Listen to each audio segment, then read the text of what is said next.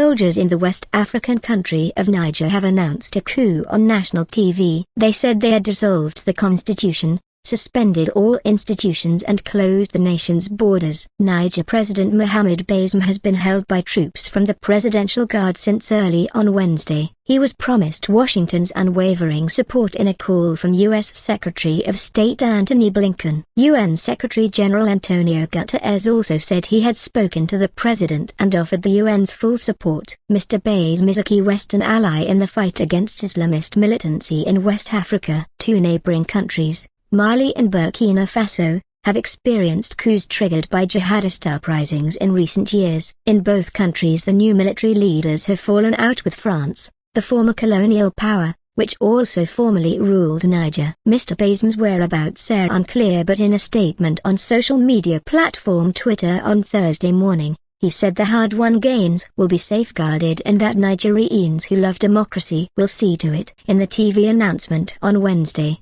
Col Major Ahmed Abdrahmane, alongside 9 other uniformed soldiers behind him, said, "We, the Defense and Security Forces, have decided to put an end to the regime you know.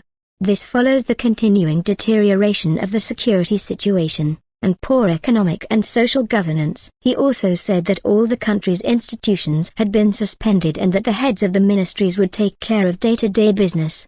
All external partners are asked not to interfere. He went on, land and air borders are closed until the situation has stabilized. He added a night curfew would take effect from 2200 hours until 5 o'clock local time until further notice.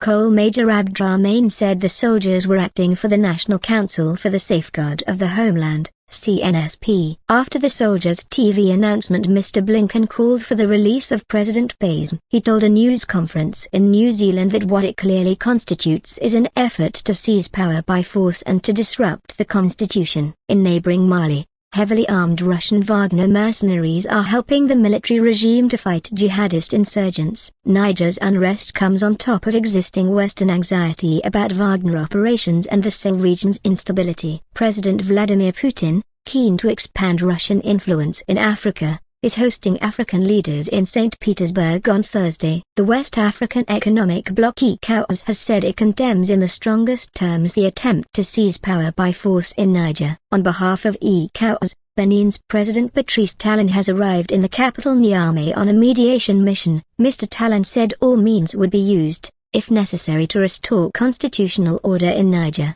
but the ideal would be for everything to be done in peace and harmony.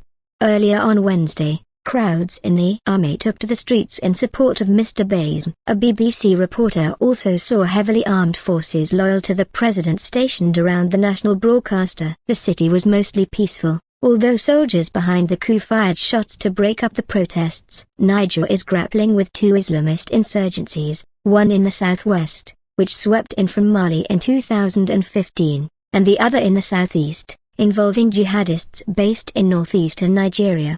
Militant groups allied to both Al-Qaeda and Islamic State are active in the country. President Bazoum, who was democratically elected in 2021, is a close ally of France and other Western nations. Niger has experienced 4 coups since independence from France in 1960, as well as numerous attempted coups.